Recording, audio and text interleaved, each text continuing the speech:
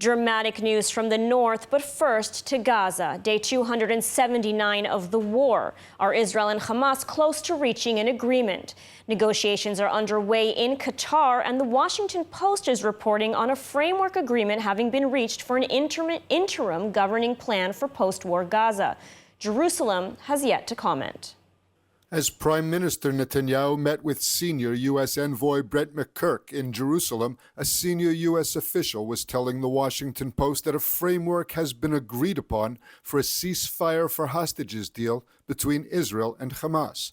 The report claims that the deal includes an interim governance plan that would have neither Israel nor Hamas controlling Gaza. Instead, it envisions a temporary governance organized by moderate Arab allies and U.S.-provided security backing. Other senior officials warned that although the framework for the deal exists, a final agreement is not imminent and that working on the details is complex and expected to take time. The report comes as intensive hostages for ceasefire mediation is underway in Qatar. The Israeli delegation is led by Mossad chief David Barnea and Shin Bet head Ronen Bar. The U.S. team is led by CIA Director William Burns. Prime Minister Netanyahu reportedly told McGurk that he remains committed to the hostage for ceasefire agreement as long as Israel's red lines are preserved. Speaking from Beirut, a senior Hamas official claimed that Israel is intensifying its military operations in the Gaza Strip in an attempt to pressure the terror group into a deal, and warns that it will have the opposite effect. Day 279 of the war in Gaza, the IDF says it's wrapped up its 2-week-long raid on Gaza City's Shejia neighborhood. During the operation, the army demolished 8 major tunnels and killed more than 150 Hamas gunmen. IDF forces are pressing the offensive in northern and central Gaza and deepened the incursion into 2 Gaza City districts. Speaking from central Gaza, IDF Chief Herzi Halevi said the army continues to pursue its war objectives. בסופו של דבר אנחנו הולכים במשימות גם להשמיד כמה שיותר תשתיות, להרוג כמה שיותר פעילי חמאס, להרוג כמה שיותר מפקדים. בסוף זה מוריד את היכולות של חמאס, מאפשר לנו להתקדם עם ההישגים, מאפשר לנו לממש משימה מאוד חשובה. לחץ אנחנו לא נפסיק. Speaking in the Knesset, Defense Minister Gallant summed up 9 months of war in Gaza. חיסלנו או פצענו 60% ממחבלי החמאס, פירקנו את 24 הגדודים או את רובם המכריע, השבנו מחצית מהחטופים ואנחנו נחושים להשיב את השאר. Gallant addressed the possibility that there could be a long pause in the war to allow for a hostage release deal. ואני מניח שבקצה אנחנו נגיע אל כולם. מהראשון ועד האחרון, מאלה שנמצאים במנהרות, דרך אלה שלובשים חליפות 3 חלקים ומסתובבים ברחבי העולם במטוסי פאר, ועד לאלה שהיו שותפים ברצח. And joining us now with more on the war in Gaza on day 279 is Brigadier General in the Reserves Amil Avivi, founder and CEO of the Israel Defense and Security Forum. Thank you for joining us. My pleasure. So Defense Minister Gallant saying that 60% of Hamas's fighters were killed or wounded. This amid intensified operations in Gaza. What's your assessment of the situational update? You know, that's a major blow to Hamas. Does it still have the capabilities to continue this war? Well, we definitely still have a long way to go. I think that in Rafah, the operation overall has been going on well, but we haven't conquered really the heart of Rafah. So there are capabilities inside the city. We need to really go in and take control of these areas. Overall, the fighting is fierce. We see Division 98 operating in Shejia. We see Division 99 conducting a big operation in the southern part of the city of Gaza, and Division 162 continuing the operation in Rafah. But there's a lot to do yet. I don't see this ending anytime soon. And I think that really the biggest question of all is Philadelphia. We haven't even finished to uncover all the tunnels, dozens of tunnels underground. And now there are talks about maybe withdrawing from this corridor, partially or fully, and this will be devastating. It will enable Hamas to rebuild itself again. I mean, you mentioned, the Philadelphia corridor. There's, as this intense fighting is continuing, there's also renewed hostage negotiations taking place now in Qatar. So first of all, has anything changed on this front that has brought sort of a new round of negotiations after Hamas has essentially rejected all the previous deals? So I think that we see now Hamas, to some extent, more willing to talk. I think there are under a lot of pressure. There are commanders under Sinwar who feel that really Sinwar is a bit detached. He doesn't understand how great the situation is, how many terrorists are killed. Just in Rafah, more than 1,000 terrorists were killed in the last few weeks, and many hundreds more in the northern part and in the central part of Gaza. And Sinwar is not really completely connected to the reality of how devastating the situation of Hamas is.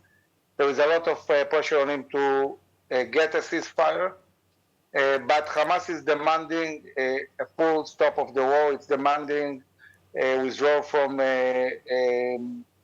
Philadelphia, and I think that we cannot agree to that. I mean, I hear the army and maybe to some extent the Minister of Defense maybe contemplating such a scenario. I think it's a huge, huge mistake. There are a lot of weapons and capabilities in the Sinai Peninsula waiting to go in and rebuild Hamas. We cannot rebuild Hamas. We have to destroy this organization, and if we do a long ceasefire, a month or months and a half, it cannot be in a reality where this organization can rebuild itself with weapons and munitions coming from the Sinai Peninsula. Absolutely. And, the Washington Post, I want to get hear your thoughts on this quickly, is reporting that a new framework was reached that ensures that neither Hamas nor Israel will rule in Gaza in the second stage. I mean, first of all, if this report is true, isn't that what Israel wanted all along? And second of all, if, as you mentioned, we do agree to some kind of pause in the fighting to get our hostages out, will Israel be able to simply pick up the war where it left off to continue afterwards? Well, obviously it will have a price. I mean, if Israel does a long ceasefire, even if it controls Philadelphia and even if it controls the Netzarim corridor, obviously Hamas will be able to regroup, to organize its forces, to plan, to have lessons learned, and when the IDF will have to operate again, there will be a price for this ceasefire. I think that anybody who is really connected to military affairs and understands things on the ground understands that the IDF will have to be many, many years in Gaza. We'll have to control the Egyptian border. We'll have to continue and operate and have full freedom of operation in all the cities in Gaza in order to degrade its capabilities in the long term. It will take years. So I don't see any scenario which enables the IDF simply to detach or disconnect from Gaza as we did before. And if we do that, it will be a terrible price. We'll go back to the 6th of October with Hamas rebuilding itself fully, and everything we did till now and all the prices we paid will be for nothing. So this is not acceptable as far as I'm concerned. All right. Well, Amir Avivi, thank you so much for your analysis today. You're welcome. And as negotiations are underway in Qatar for a ceasefire for hostages deal, the families of the hostages staged a powerful demonstration outside the Israeli Knesset, locking themselves in cages, saying that this is the reality of their loved ones for over 9 months, and calling to help secure their release. Several children and family members of the hostages staged a demonstration on Wednesday outside of Israel's Knesset, or parliament, in Jerusalem, placing themselves in cages to reflect the reality and conditions of their loved ones being held for 279 days now by Hamas in Gaza. The families also blasted the voices of their loved ones and read fictional diaries on giant loudspeakers. אל תוותרי עליי. אני לא מוותרת. אני בעצמי נלחמת כל יום, כל דקה, על כל נשימה. Eyal Calderon, the cousin of hostage Ofer Calderon, said that while some may think that this is an act, hostages that returned already had told them that they and others were held in cages exactly like this for days and weeks on end. Several members of Knesset joined the families and even entered the cages with them, promising that they would do everything in their power in order to approve a deal that would bring all the hostages home. Today, there are still 116 hostages being held in Gaza, with at least a third murdered by Hamas. And now to the northern front. One person was critically injured today in a drone impact in the western Galilee. The north continues to be under fire with intense ongoing exchanges between the IDF and Hezbollah. This amid reports of a new diplomatic effort by Egypt and Jordan to defuse the situation and avoid all-out war in Lebanon. Meanwhile, friends and family of Noah and Nir Baranes, killed yesterday by a terrorist shelling of the Golan Heights, gathered ahead of their funeral. ILTV's Steve Leibovitz has the report. Family members, friends, and many northern residents gathered in Netanya ahead of the funeral of the Israeli couple Noah and Nir Baranes, killed yesterday when their car was struck by a Hezbollah rocket fired at the Golan Heights. They leave behind 3 children in kibbutz or Tal. The Baranes family and Noah's families are shocked. We are devastated, and we are trying to collect ourselves and trying to understand how we proceed from this point on. There are 3 beautiful, nice kids that they left, and we will do the best to hold them and hug them and be there for them for the rest of their life, because they're going to have a very tough life without mom, without dad. The Baranes couple were central and beloved figures in Ortal, where they worked in agriculture. To think that this beautiful couple just drives out of their home to buy a present for a kid and just loses their life, just like that, from a missile that comes from Lebanon. It's just a nightmare that we just hope to wake up from, and we just cannot conceive it yet.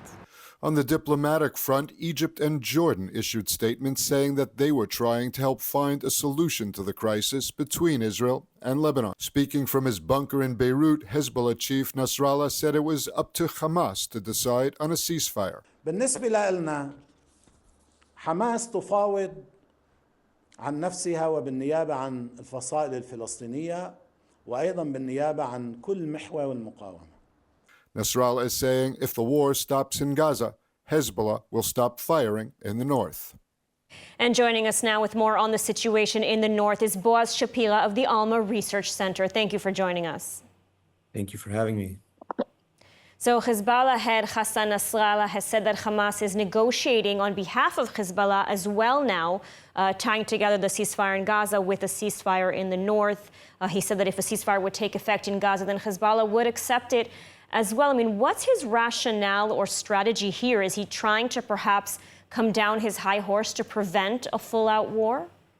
Well, since the beginning of the war, since Hezbollah joined on October 8th, he stated that he is not the main front, he's supporting Gaza.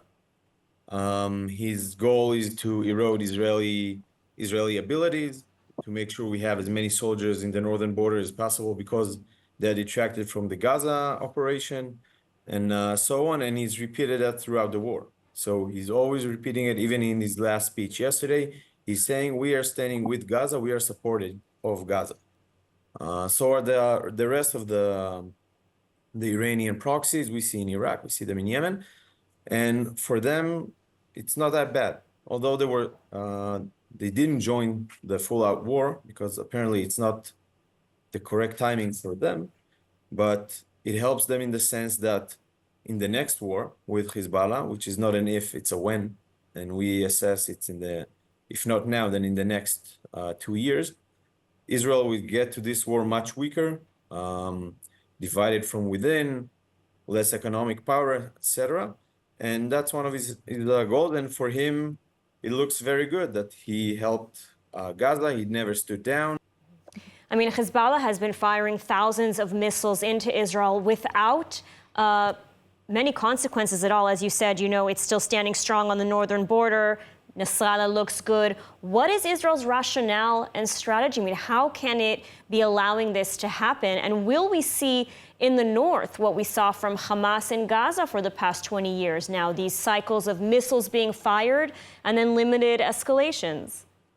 Well, as to what's Israel rationale, I think it's a little bit above my pay grade.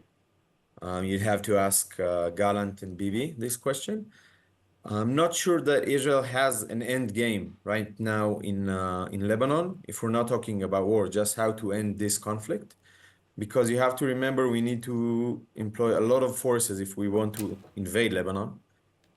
We need international support, we need more ammunition, we need reserve service that currently very limited resource, and we need to keep them if we want to. And if we take into consideration that it might take a little bit longer before we'd be able to do anything larger than what we see today. What's the strategy? Again, it depends on your end goal. If you want to make sure your citizens are safe, it's gonna take a much broader action than just standing on the border and, like you say, not really taking any cost from Hezbollah. It's gonna take a ground invasion. I'm not sure Israel is prepared right now or it's willing to. I hope I'm mistaken. How do we allow it to happen? It's a good question. I think we saw Hezbollah in the past few years getting more and more bold. We see them on the border on a daily basis. We see Nasrallah's statements talking openly about war, which he wouldn't dare a few years back. If we are not going to take massive action in the north, it's one of the possibilities that Hezbollah is going to stay there, is going to feel Israel is not willing to take the necessary action, and it's one of the possibilities. A lot of possibilities, not a lot of optimism. Boaz Shapira, thank you so much for your analysis today. Thank you for having me. And now, the Islamic Republic of Iran today is the leading sponsor of global terrorism, backing Hamas, backing Hezbollah, seeking the destruction of the state of Israel and oppressing its own people, all seemingly unchecked by the international community. Joining us now via Zoom to discuss this and more is Amir Zade, an Iranian Christian dissident with an incredible story of her own. Thank you so much for joining us today. Thank you so much for having me. So I first want to start and ask you about your personal story. You know, you were sentenced to death by the Islamic regime for the crime of converting to Christianity. I mean, how were you able to escape this fate and be with us here today? Yeah, actually it happened in 2009. My friend and I got arrested because of our Christian faith. We distributed 20,000 Bibles in the country, and because of all our activities, we got arrested and we were sentenced to death by hanging with the charges of apostasy and anti-activities against government. And finally, because of lots of international pressures on the regime and for many supports from Christians all around the world, international communities got involved. Pope from Vatican sent a letter to government, and because of all these supports and by the grace of God finally we got released. An incredible story. And you know, you've recently been to Israel, and you know, while the Islamic Republic and Israel remain enemies, the people of Iran and of Israel are not. You know, they seem to share an affinity and understanding of sort of the complex realities of the Middle East. So do you share this sentiment? And also, what drew you to Israel in the first place? I was in Israel last year, actually. That was my first trip that I was so blessed and honored to visit the Holy Land. This is the land of my Savior, Jesus Christ, who was a Jew, and his apostles, all his apostles were Jew. There are many biblical outside here, and I came to Israel with a message of friendship and love because I believe Israeli people, Israel and Iranian people are fighting against the same enemy. And for many years, the Islamic Republic regime tried to brainwash Iranians, trying to demonize Jews, brainwash children at school, saying death to America, death to Israel. But none of these, praise God, none of these worked. And right now we see that majority of Iranians stand with Israel and support Israel because they know that we have a common enemy. Mm-hmm. And now in Iran, there were recently elections. There's a new president, Pezeshkian, who is being called a reformist. Is that truly the case? Is he a reformist? Honestly, I think it's a waste of time talking and analyzing another criminal or terrorist who are only the puppet of the supreme leader of Iran. And this is the strategy by the regime using reformists and hardliner. They are the opposite side of same coin. And I think they are more dangerous because for many years they were able to deceive Iranians and to show that they are on the side of people and they are more democratic, which is a big lie just for deceiving people. For example, in 2009, I was in prison, and it was during the Green Movement. It was an election that President Ahmadinejad come to power, even though millions of Iranians voted for a reformist, and they were deceived. They were thinking if reformist comes to power, there will be some new changes. But as I mentioned, this is just for deceiving people because there is no system of election in Iran. There is only a system of selection directly by the supreme leader and IRGC terrorists. And now Iranian people understood that they were deceived for all these years. And if you look at the result of the election, the supreme leader decided Pezeshkian come to power. And who is he?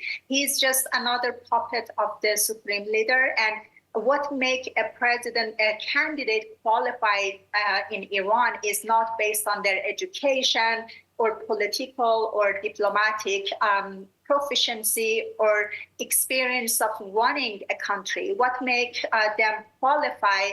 It's exclusively based on their loyalty to the supreme leader, blood on their hands in killing dissidents and organizing, supporting, exporting extremist Islamic ideology and terrorism.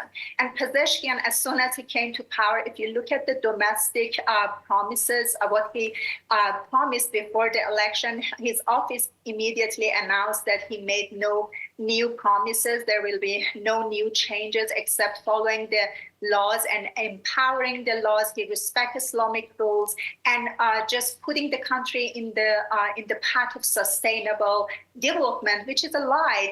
I have doubt he will bring any kind of development like the other puppets. And as far as foreign policy, if you look at him, he immediately called Bashar Assad and he told him that he will support him and talked about a bilateral relation and agreement. And also he wrote an open letter to Hassan Nasrallah, the head of terrorist organization Hezbollah, and emphasizing their support and strengthening the axis of resistance. So there will be no change in the situation of Iran, and the voice of people is clear. Iranians said no to the Islamic Republic regime. All right, well, Marzi, thank you so much for joining us today and for sharing your story and your thoughts on the situation. Thank you so much for having me. And now let's take a look at the weather forecast. Clear skies are expected tonight around the country with lows of around 24 degrees Celsius or 75 degrees Fahrenheit. Then tomorrow, sunny skies are expected alongside hot temperatures set to last throughout the weekend, reaching highs of 36 degrees Celsius or 98 degrees Fahrenheit. And that's a wrap for today's news. For the latest updates from Israel on all your devices, be sure to follow our ILTV channel, subscribe to our newsletter, and explore our website, ILTV.tv. Stay informed with the latest news straight from the heart of Israel. I'm Ladar Gravelazi. Be well, stay safe, and thank you so much for watching.